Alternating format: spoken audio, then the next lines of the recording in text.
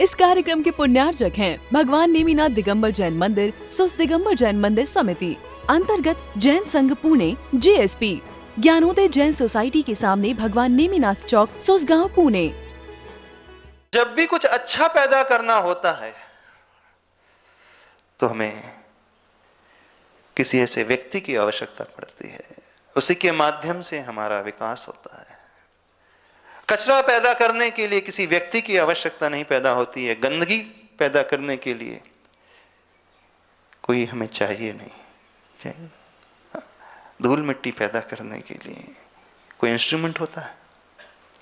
Cleaning के लिए तो आपको वैक्यूम क्लीनर चाहिए, सफाई पैदा करने के लिए, लेकिन गंदगी पैदा करने के लिए कोई ऐसा इंस्ट्रूमेंट नहीं चाहिए जिससे वो धूल मिट्टी पैदा हो जाए। नेचर का बड़ा अच्छा प्रिंसिपल है, जब भी कुछ अच्छा संसार को मिलता है, नियम से मान करके चलना, उसके पीछे कोई ना कोई होते हैं।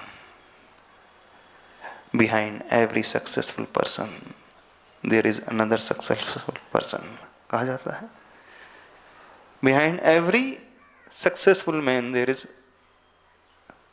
क्या कहा जाता है, woman, हाँ यही कहा जाता है, ये कहा जाता है। कोई ना कोई चाहिए जीवन में अच्छा बनने के लिए, जो हमें ऊपर उठाए, आगे लेकर के जाए।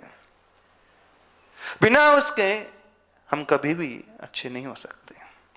हाँ, लेकिन गंदगी के लिए, कचरे के लिए, मिट्टी के लिए, धूल के लिए, बैक्टीरियस के लिए, वायरस के लिए, कीट पतंगों के लिए, मक्खियों के लिए, कीड़े मकोड़ों के लिए, स्पाइडर्स के लिए किसी की आवश्यकता नहीं होती। कोई पुरुषार्थ नहीं करना पड़ता।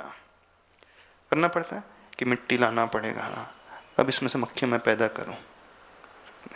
तो जो सम्मूर्छन जीव होते हैं, सम्मूर्छन जीवों की उत्पत्ति के लिए किसी को कोई मेहनत नहीं करना पड़ता है, लेकिन अच्छे जीवों की उत्पत्ति के लिए बहुत पुरुषार्थ की आवश्यकता होती है। और सबसे ज्यादा पुरुषार्थ किसका रहता है? सबसे ज्यादा सहन करने वाला कौन होता है? तो जीवन में वो मां होती है। यदि हम अपने आप को अंदर से बदलना चाहते हैं, अपने नेचर को बदलना चाहते हैं, शुरुआत वो ग्रेटिट्यूड की फीलिंग उस मां के प्रति। लेकिन कईयों का जीवन बीत जाता है, वो कभी अपने मां के लिए ना कुछ सोचते हैं, ना उनसे कुछ कभी कहते हैं। भारतीय संस्कृति बड़ी विचित्र है, बड़ी अजीब है। यहां जन्म से ही सिखाया जाता है माता पिता के चरण स्पर्श करना, सिखाया जाता है। क्यों सिखाया जाता है? वेस्टर्न कल्चर अलग है, वहां कभी नहीं सिखाया जाता।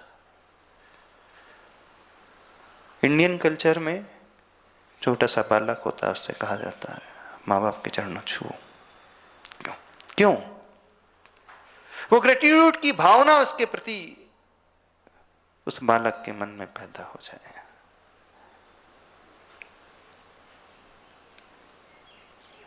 जिससे भी हमें जो कुछ भी मिलता है, उसके प्रति वो धन्यवाद की भावना, थैंक्स की भावना।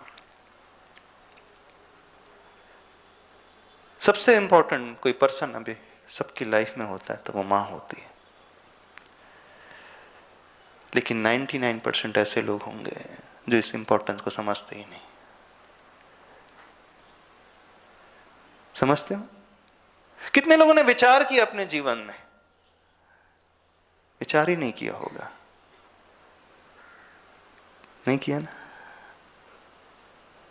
उसके बाद नंबर आता है उस पिता का। पिता का भी बहुत बड़ा रोल आता है, लेकिन मां का रोल सबसे बड़ा। दोनों का ही रोल है, लेकिन सबसे ज्यादा सहन करने वाली वो मां होती है। हमारा उद्देश्य मां के बारे में बोलना नहीं है। हमारा उद्देश्य बोलना का यह है कि यदि हम अंदर से अपना बदलाव चाहते हैं, हम अंदर से चाहते हैं कि जीवन में मुझे सिर्फ अच्छा अच्छा नजर आए, मेरा नेचर मेरे अनुसार हो जाए, मुझे छोटी छोटी बातों में क्रोध ना आए, गुस्सा ना आए, मेरा अहम, मेरा ईगो आगे ना आ जाए, तो सबसे अच्छा, सबसे आसान तरीका है उस ग्रेटिट्यूड की भावना, उपकारी की भावना, इन्होंने बहुत कुछ दिया है, उनके प्रति वो आभार प्रदर्शन। लेकिन शब्दों का नहीं, शब्दों से तो व्यक्ति थैंक्स बोल देता है किसी को भी, भीतर का, मन का पहले भाव। दूसरे नंबर पे आते वो पिता, पिता के प्रति भाव आता है। जब कोई पुत्र अपने पेरेंट्स से ही मिसबिहेव करने लगता है, दुर्व्यवहार करने लगता है, तो लगता है, विचार आता है कि देखो व्यक्ति कितना सेल्फिश हो गया, खुदगर्ज हो गया। जिसने उसे सब कुछ दिया, उसे ही उसने गलत दृष्टि से देखना शुरू कर दिया। जब आप पढ़ाई करते थे ना, यदि कुछ बुक को हाथ ऐसा लग जाता तो कुछ लग जाता, तो भारतीय संस्कृति में सिखाया कि इसके भी पैर पड़ना है। एक बात समझ में थी, ये पेपर है, इसको नमस्कार करने से क्या होता? कुछ होता है? होता है कि नहीं होता? एक वो पौधा आता था जिसे कहा था विद्या, पहले कहा जाता था विद्या रखी जाती थी, उसमें ज्ञान बढ़ता है रखने से। क्यों कहा जाता था?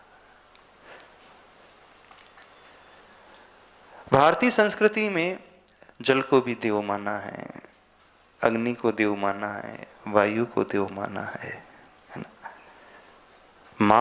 मातृभूमि को भी माता मान करके पूजा गया है। पूजा के उन्होंने इतने सारे देवता क्रिएट कर दिए। क्या वो जल देवता होता है, वायु देवता होता है, अन्न देवता होता है? होता है? क्यों ये विचार पैदा किया गया कि इसे देव मान करके पूजो? वो पृथ्वी, वो जल, वो अग्नि, वो वायु, वो आकाश, वो अन्न का एक कण, वो मातृभूमि, क्यों? वहां उद्देश्य देव मान करके पूजा करने का है ही नहीं। समझना उस लॉजिक को। वो उद्देश्य कुछ और ही है। उद्देश्य है इनके प्रति उस ग्रेटिट्यूड की फीलिंग से हम भरे हैं। बिना इन पंच तत्वों के, पंचभूतों के हमारा शरीर चल नहीं सकता।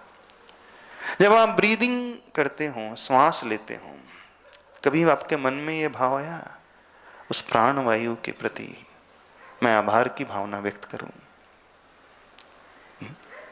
जिसके बिना मैं जी नहीं पाता कभी? जिस जल को आप जीवन बोलते हो, यदि जल ना मिले तो व्यक्ति प्यासा मर जाए।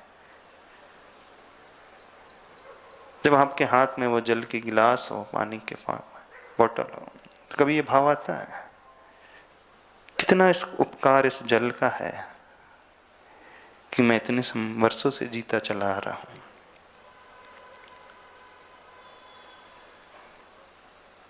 वहां जल को पूजा नहीं किया जा रहा है। वहां पे जब कोई व्यक्ति इस ग्रेटिट्यूड की भावना से भरता है, उस जल के प्रति, उस वायु के प्रति, उस ऑक्सीजन के प्रति, मैटर नहीं करता वो कुछ रिस्पॉन्स दे अथवा ना दे, हमें थैंक्स उसे कहते। हो सकता है आपको लगे पागलपन है, जल को भी थैंक्स कहा जा रहा है, उस ऑक्सीजन को भी थैंक्स कहा जा रहा है। प्रश्न थैंक्स कहने का नहीं है। जब हम इस दृष्टि से देखना शुरू करते तो हमारा भीतर का भाव, भीतर का परिवर्तन होता है। वो इसलिए रखा गया है कि व्यक्ति उनका मिसयूज ना करे। जब वो ग्रेटिट्यूड की भावना जल के प्रति आ जाएगी ना, ऐसा व्यक्ति कभी अननेसेसरी, अनर्थ रूप से जल का मिसयूज कर ही नहीं सकता। उसे लगेगा अरे जिसने मुझे जीवन दिया है, सब कुछ दिया है, मैं कैसे उसका दुरुपयोग कर दूं? हाँ, नमस्ते महाराज। थोड़ी बात बड़ी गहरी कह रहे हैं, जीवन में समझना। भारतीय संस्कृति में जो सिखाया गया है, बहुत उसके पीछे तथ्य छिपा हुआ है, और वह तथ्य अपने आप के बदलाव के लिए है। हाँ बोलिए। महाराज जी, इसका आशय ये है कि हमें ग्रेटिट्यूड को प्रैक्टिस करना पड़ेगा डेली बेसिस। बिल्कुल। देखो, आप उस ग्रेटिट्यूड की भावना को पैदा करना सीखो। जो आपकी सराउंडिंग में जो भी मिल रहे हैं, जैसे महाराज श्री, एक छोटा सा एग्जांपल, हम नित्य करते हैं ऐसी गलती कहें या क्या कहें, कुछ भी वस्तु जैसे मानवीय चीज तो है तो हम उसको हैंडल कर लेते हैं, Right. धन्यवाद कह दिया, आदर कर लिया। जैसे हम सुबह एक बाथरूम में ही रहते हैं, खाली बकेट या भरी हुई है या स्टूल रहता है, हम पैर से भी खिसका देते हैं। बिल्कुल गलत। तो हो सकता है आप कहो कि वो तो जड़ वस्तु है, उससे क्या उससे कोई फर्क पड़ता है? एक एग्जाम्पल देते हैं, एक घटना सुनना। एक जर्मन स्कॉलर एक बहुत बड़े गुरु से मिलने गया। उसने उस व्यक्ति का बड़ा नाम सुना था, उसकी प्रसिद्धि बड़ी थी, ध्यान में बड़ा वो निष्णात रहता था। वो जर्मन स्कॉलर सीखना चाहता था कि मुझे अपनी आत्मा का विकास करना, उसका विश्वास था। तो खोजते खोजते एशियन कंट्रीज में आता है। उसने बहुत सारे बुक्स को पढ़ा था, ध्यान कैसे किया जाता है, मेडिटेशन कैसे किया जाता है, कैसे लोग इस एशियन कंट्री में, भारत देश में जैसे रहने वाले होते हैं, हिमालय की गुफाओं में चले जाते हैं, बड़े आनंद से रहते हैं। खोजता खोजता चला गया, उसके आश्रम में पहुंचता है। बड़े दिनों से भावना भरा था, कब मिलेंगे कब मिलेंगे, लेकिन जिस रूम में वो गुरु बैठे थे, दरवाजे से एंटर करता है और जोर से दरवाजा बंद करके आ जाता है और चेयर खींच के, इस चेयर मतलब आसन तक खींच करके बैठता है। कहता है कि मैं जर्मनी से आया हूं, मैंने आपके बारे में बहुत ज्यादा सुना है, मैं जानना चाहता हूं आप इतने महान कैसे बन गए। मैं उस ध्यान की विधि को सीखना चाहता हूं, मैंने बुक्स पढ़ा है लेकिन मुझे कुछ समझ में नहीं आ रहा। बोले ध्यान के बड़े बड़े चमत्कार सुने, बोले ध्यान से व्यक्ति न जाने क्या क्या पा जाता है। ऐसा कैसे हो सकता है व्यक्ति इतना फोकस होकर के कॉन्सेंट्रेट कर ले, कहीं कर जाए। मेरी और भी कुछ शंका है, उन शंकाओं को मैं समाधान करने के लिए आपके पास आया हूं। तो गुरु बोलते हैं देखो आपकी कुछ शंकाएं होंगी, शंकाओं का समाधान तो मैं बाद में करूंगा, पहले तुमने जो गलती की है उस गलती की क्षमा मांग करके आओ। मैंने किसकी गलती की है? बोले तुमने जो जोर से दरवाजा बंद किया है, जाओ उस दरवाजे से सॉरी कह करके आओ। बोले तुमने ये आसन जो है एकदम खींच करके सरकाया है, इससे सॉरी कहो।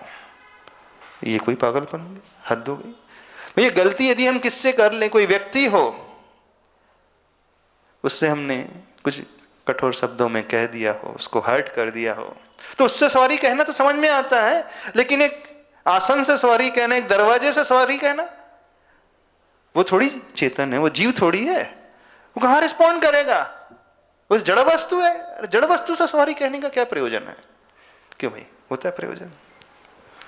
नहीं, ये सब बातें मैं बाद में करूंगा। सुना था बोले गुरु बड़े सिरफरे होते हैं। उसके मन में विचार आया, बोले सुना था जो हिमालय आदि में रहने लगते हैं, जंगलों में रहने लगते हैं, व्यवहार शून्य जैसे होते हैं, पागलपन जैसे उनमें झलकता ही रहता है। सुना तो था, लेकिन आज देख भी लिया। ये भी कोई बात हुई? क्या लगता है आपको? कहना चाहिए उसे सॉरी? कहना चाहिए कि नहीं कहना चाहिए, बताइए। महर्षि उस आसन से जिसने घसीट कर कैसे रखा है, पकड़ाया, उस दरवाजे से सॉरी करने से क्या प्रयोजन सिद्ध होगा? वो कोई रिस्पॉन्ड करेगा दरवाजा? वो तो जड़ वस्तु है, नॉन लिविंग, और नॉन लिविंग वो वस्तु है, लिविंग बीइंग तो है ही नहीं। उसमें कोई चेतना नहीं है, ना ज्ञान है, ना उसको हर्ट होगा। अच्छा, यदि किसी बच्चे को पैर मार दिया जाए, जोर से मार दिया जाए, किसी जीव को धक्का दे दिया जाए तो उसको हर्ट होगा, कठोर शब्द से उसको कह दिया जाए तो उसको दुख होगा। यहां तक कि किसी के बारे में बुरा सोच लिया जाए तो संप्रेषण के माध्यम से हो सकता है उसे ऐसा विचार पैदा हो जाए। लेकिन जो नॉन लिविंग ऑब्जेक्ट है, उससे क्या फर्क पड़ता है? हमने पेंसिल ऐसी पटक दी, क्या फर्क पड़ेगा पेंसिल को? कोई फर्क नहीं। फर्क पड़ेगा इस पेंसिल को? कोई ऐसा पटक दिया, ऐसा चटका दिया, ऐसा मोड़ दिया, तोड़ दिया, फर्क पड़ेगा पेंसिल को? नहीं पड़ेगा ना। फिर इससे हम सॉरी कहें? बोला नहीं, जब तक उससे सॉरी नहीं कहोगे, आप उससे क्षमा नहीं मांगोगे, अपनी गलती को स्वीकारोगे नहीं, तब तक आगे तो बातें ही नहीं हो सकती। पहले ये कार्य करके आओ। अब चूंकि उसे सीखना था, मरता क्या न करता, भैया कह दो। उसने गया दरबार से, बोला सॉरी, आकर के बैठ गया। नहीं ऐसे नहीं, गुरु महाराज करेंगे नहीं, this is not the way, correct way. बोले किसी को हर्ट करते तो ऐसे सॉरी कहते हो आप, क्यों? चिल्ला करके सॉरी कहते हो? कैसे कहते सॉरी? यदि गलती हो जाती तो सॉरी कैसे कहा जाता है, बताना? विनम्रता से कहते हैं, विनम्रता से, झुक करके, रियलाइजेशन के साथ कि नहीं मुझसे मिस्टेक हो गई, आई एम सॉरी। बोले नहीं, आपने जो तरीका अपनाया वो भी ठीक नहीं है। अभी पहली तो आपने मिस्टेक कर दी, दरवाजे अच्छे से बंद नहीं किया। दूसरी मिस्टेक आपने कर दी, आपने ऐसा बिहेव किया जैसे वो कुछ है ही नहीं, एग्जिस्टेंस ही नहीं है। नहीं, ये करेक्ट वे नहीं है। जो करेक्ट वे होता है उस वे के अनुसार जाकर के उससे सॉरी कहूं, और बिल्कुल डाउन टू अर्थ होकर के कहना, ऐसा नहीं चलेगा। ठीक है, वो बिल्कुल वैसे ही जाकर के सॉरी कहता है जैसे कोई लिविंग बीइंग हो, और आकर के बैठने को दबा, ना इस आसन से भी सॉरी कहो। हाँ, बोले आई एम वेरी सॉरी, मुझसे मिस्टेक हो गई। वो बैठ जाता है। अब उसने लिखा, जिस क्षण मैंने उस दरवाजे से सॉरी कहा, जिस क्षण मैंने उस आसन से सॉरी कहा, मुझे तो पता था वो रिस्पॉन्ड नहीं करेंगे, लेकिन मेरे भीतर से सॉरी कहने से मेरे भीतर एक अलग ही भाव पैदा हो गया। मुझे लगा सही में किसी के प्रति हमारा दुर्भाव तो ठीक है ही नहीं। अब गुरु महाराज कहते हैं, जो व्यक्ति अपनी सराउंडिंग से अच्छे से बिहेव नहीं कर सकता है, जो व्यक्ति जड़ वस्तु से अच्छे से बिहेव नहीं कर सकता है, उसे टैकल प्रॉपरली नहीं करता है, उसका यूज प्रॉपरली नहीं करता है, वह व्यक्ति कैसे दुनिया से अच्छे से व्यवहार कर लेगा? इस कार्यक्रम के पुण्यार्जक हैं भगवान नेमिनाथ दिगंबर जैन मंदिर, सुस्त दिगंबर जैन मंदिर समिति, अंतर्गत जैन संघ पुणे, JSP, ज्ञानोदय जैन सोसाइटी के सामने भगवान नेमिनाथ चौक, सुसगांव, पुणे।